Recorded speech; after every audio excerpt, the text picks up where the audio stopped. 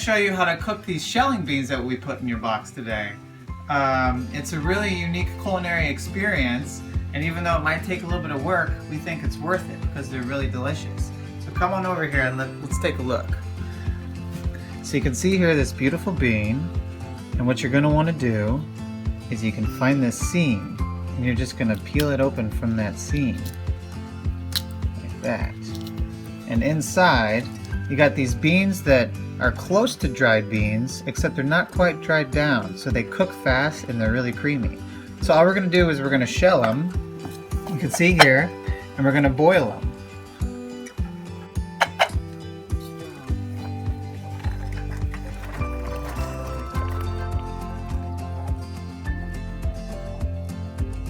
Alright, so our beans have been boiling now for about 25 to 30 minutes, and they're tender and creamy. You can see here,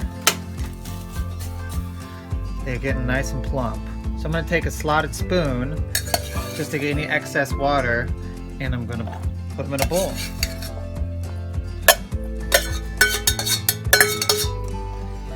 And then on the side, while they were boiling, I finally minced some garlic and sauteed it in some olive oil. And what I'm going to do is mix that in with our beans, add a little salt and pepper, and then I have this nice rosemary and garlic infused vinegar that we made, which is a nice addition, but you can also use lemon juice, a little lime juice, essentially just some sort of acid. You can do several things with it. You can just eat it as is, or you can add it to pasta, nice topping for pasta, or you can add it to salad.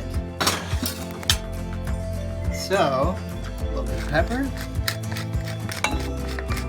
more than what your heart desires, and a dash of salt.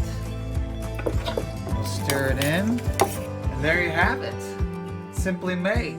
You can also replace the olive oil with butter if you'd like to use that. So, let it get a little see.